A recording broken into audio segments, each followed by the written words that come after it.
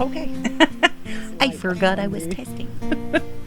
I decided I was just doing a lot of thinking. I started talking to some guys. I'm not going to say a guy because I think we all do it, men and women. When we're on dating sites, we we'll talk to multiple people till we find somebody, it's kind of like shopping for what fits you. And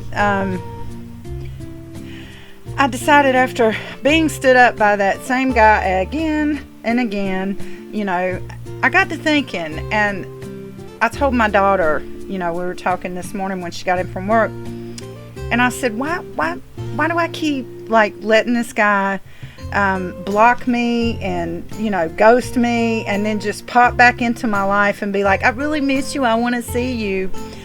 And I have not laid eyes on him or been in front of him. We have not physically been in the same room since last October, the day that of the anniversary of my husband Julian's death last year, December 20th.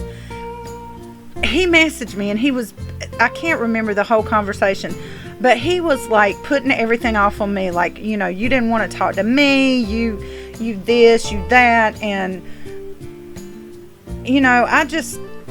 then I was like, I'm just not, I can't.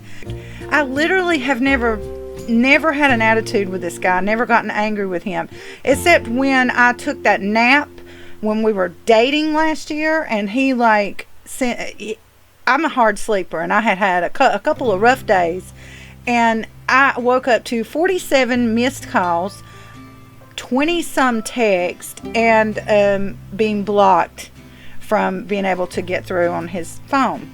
And after a couple of days, he unblocked me, and he called me actually, and I said, I was taking a nap. It was a 5-hour nap, but it was a nap. I was not mad at you.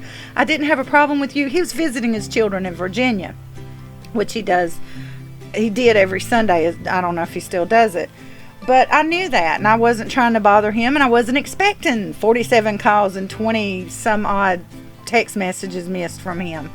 But then I knew somebody's a little cuckoo, and I kind of decided he wasn't right for me. But what I realized after talking to this dude today and having a really, really I just opened up and I said, I'm going to let him ask me, as long as it's not inappropriate and it doesn't make me uncomfortable. I'm going to talk to him no matter what he says, no matter what he asks. We're going to have a conversation. And it actually ended up that I opened up to him. He asked me questions, and I answered him honestly, about my feelings about dating, about having a sexual relationship and things like that.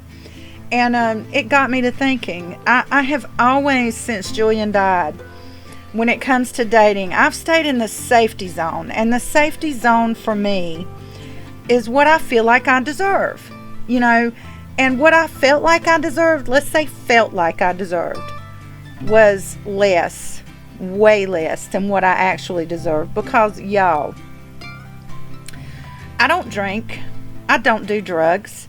I'm not a player. I don't run around. I don't try to manipulate a man for his money, his time, or anything.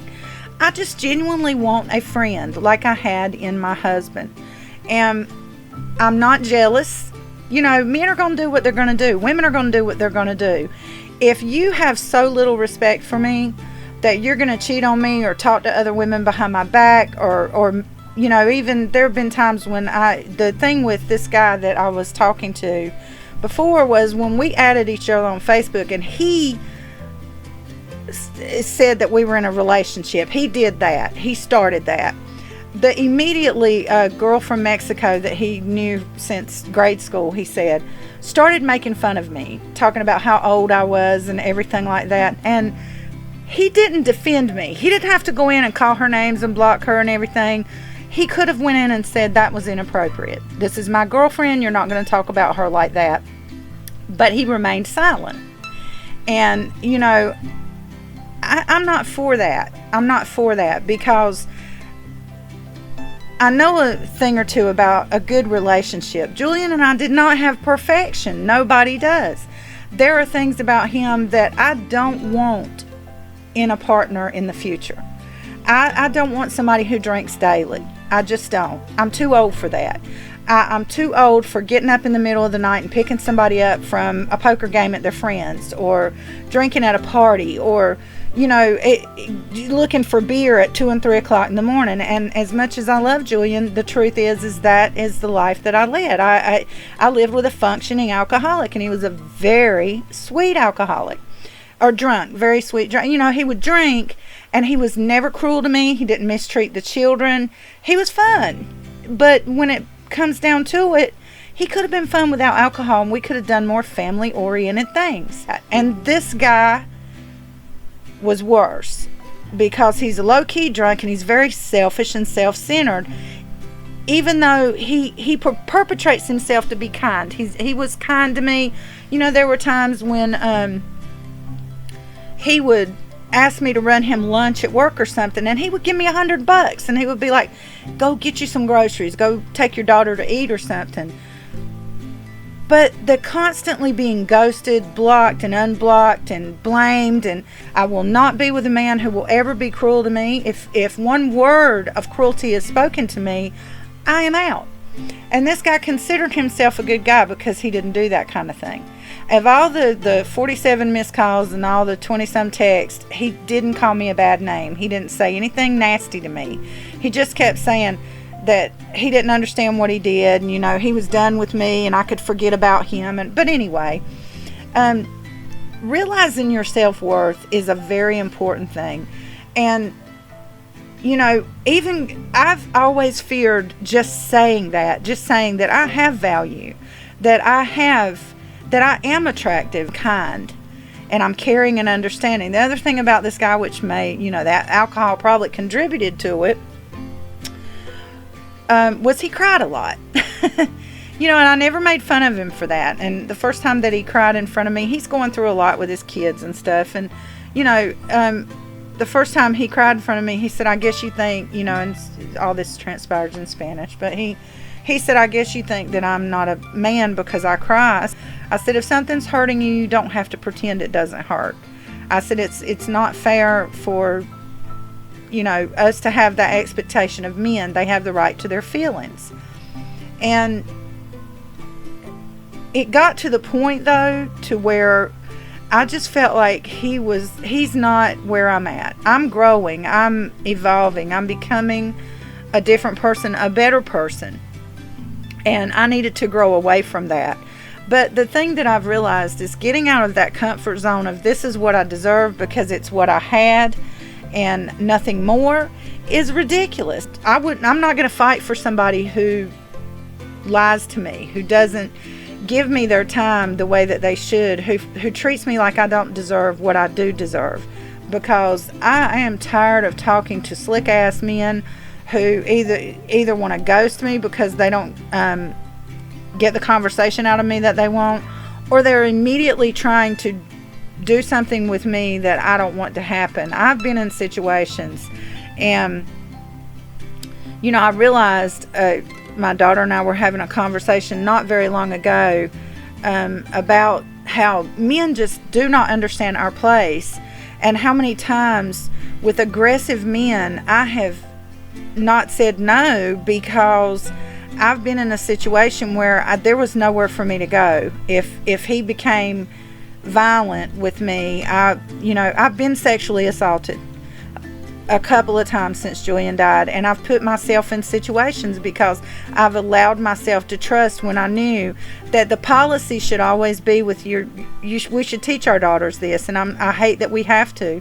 because I know there are good men out there, but we have to teach our daughters to be very careful and very aware of their surroundings, because I was tricked by this one man who, we talked for a few weeks online. He lived close to me, but when I finally agreed to go out with him, we were going to go to a movie that night. My car broke down. I don't know what to do. I really want to go out with you, and talked me into going to his place. And when I did, I went to his home. He was in a mobile home park, and it was very out in the woods, even though it's only a few miles from here. he said, well, I don't want you to walk on my carpet, so can you take your shoes off? So you walk in, and there's like a dining area, and it's all one big room, the living room, and there's carpet in the living room area. So I was, okay, yeah. I slipped my tennis shoes off, and he said, have a seat, I'll make you a drink. It did not end well, folks, and I knew it was not going to when he told me he was drunk, first of all, which I'm very... If I don't know somebody, I'm so naive about that. I didn't even know what he was until I sat down on his couch and he started talking to me about how much he hated his wife, how she took their children and moved out of state, and he don't know where they're at. And he told me, he said, I could just kill you right now. Who's gonna know? You come to a man's house. He ridiculed me for coming to his house when I did not know him, and I was terrified, and it ended in an assault, and I didn't report it. I felt ashamed. I was terrified, and when it took me a while to tell even my daughter about it, but I did a couple of years ago, and I said, I just feel so, there's a lot of shame in it, and there's a lot of blaming yourself, and we don't want to say to young girls, if you hadn't have done this, this wouldn't have happened. But 100% we need to teach our I'm sorry, there's crows all out there, and I'm just fascinated by them. But anyway, we need to teach them. Don't put yourself in that situation. It does not matter how sweet you think they are, how kind this man turned out to be absolutely nothing like he was online. He talked very sweet to me. He knew it. He knew what he was doing, and I'm sure I am not the only female who was at his home, and that happened. So I think that brought me down a lot and made me feel even worse about myself, because men who treat women like this will give a woman a reputation when in fact it is dangerous for us to say no. It is extremely dangerous for us to say no in a situation where we are not with people who can make sure that we're safe, or we're not in a public place where we can be safe and get out of that situation. And to this day, I cannot listen to Adele, especially Hello, because he played it on blast on his TV while he was dancing and drinking a beer in his living room and talking about how he hated women. And we get called man haters because we don't feel safe around men, but you don't do anything to make us feel safe. The good men who remain silent, who do not stand up and do the right thing, you're just as guilty. You are just as guilty. I have been through situations in my life, and I grew up with females being blamed for anything that happened to them, or if a man had an affair, the woman did something to attract him, and sometimes that can probably happen, but it was always the female's fault. And I realized that it had been embedded in me, ingrained in my mind from a small child, that a woman couldn't be sexually assaulted multiple times in her life, and she can. In fact, we can. We can end up in situations where we think we are safe with somebody. We start to feel like we deserve these kind of things, that we don't deserve a man who will just shake our hand and give us a sweet kiss on the cheek the first time we meet. Those things it's lovely to feel lovely and not just feel like you are somebody's piece of meat. And that, as far as sexual things, I think a lot of people feel uncomfortable with talking about sex, and I feel a little more comfortable than I was when I was younger, and I think my daughter's to blame for that, because she's very open with me, and we have a lot of discussions about sexual attitudes and sexual behaviors and anyway. It's a little weird to some people, but it's not to us, because I'm glad that she's comfortable talking to me. And I have had extensive talks with her starting when she was about 15 or 16 about her body and cleanliness and things like that. And she is a wonderful girl. She's been taught right by me. Now I just have to take my own lessons and learn them for myself. Intimacy is what most women crave. We crave that love and that attention and that affection. Give us your time. Yesterday, after I tried message, I'm not gonna hunt you either. I'm not gonna hunt you down. I'm not gonna look for you. I'm not gonna beg you to come and see me. Once I will message you, and I will wait a fair amount of time. I think 30 minutes, dude, unless you are under a bus or you have had a family tragedy, you have no reason. 30 minutes is a good window to answer me back. And he didn't, so I blocked him on everything. And he tried to call me from a restricted number, but nobody ever calls me, so I knew it was him. And that's that. Know your worth. Teach it to your children, not just your daughters, but your sons. Teach your sons that they're valuable. A family member I love very much, I can't even say, hello, birdies. He's in a relationship with a nut job. She mistreats him, she makes fun of him, she talks about him and choke her out. But that's on not being raised to realize that you're valuable. These old ways, this generation of my adopted parents, they are in their,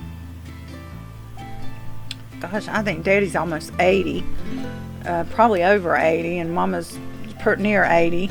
You know, that generation's dying off. Let's let their old ways, their old traditions be gone. Start teaching your children that they have value. Stop telling them they can't fulfill their dreams. You're raising children when you do things like that who are so insecure and fucked up that they will spend 51 years of their life thinking they have absolutely no value and realizing that you were wrong. You were the asshole. You were not ever meant to be a parent if you cannot love your child unconditionally. It is okay to love yourself. It is not a sin. You will not go to hell. You got to put you first. You got to say, I am more valuable than this thing or this person, or I am no longer going to bow down to people who manipulate me or make me feel like I'm not worthy or talk shit or start trouble. I don't like trouble. I don't like to start shit. I got a big mouth, and in a lot of ways, I'm honest to a fault, and it makes a lot of people dislike me. But I'm not sugarcoating anything for anybody anymore either. I'm not going to act like what you're doing is okay if what you're doing is wrong. And that's on probably being 51, and my age too, because as we get older, male and female, I think we just don't give a shit anymore. All the fucks go out the window, and we are done with pacifying people. It's just... The conversation I had with this man this morning, he was like, we got to talking about how you can't meet people in real life because it's so hard to... Like, for me, I can't tell if you flirting, dude. You got to do better. Ask for my number. I might give it to you. And if I respond and I smile and I talk to you, if I become engaging with a man in person and I feel like he's engaging me in conversation, then I'm definitely interested. I'm telling you, I am a ride or die. When Julian was alive, we stuck together. And it's something that some of his family really hated about me. They really hated it about both of us, that you could not go to him and talk shit about me and him react to it the way you want him to. He would come to me. Same with me. You can't talk shit about my husband and not expect me to go to my husband and talk to him about it. And I would throw hands for him in a heartbeat. And I did, and I had, and he did the same for me. We weren't fighting all the time, but we got in a few brawls at his family gatherings, because we dealt with prejudice on both sides. His family didn't like me because I was white, and some of my family didn't like him because he was Mexican. I love you all. Peace. Bye-bye.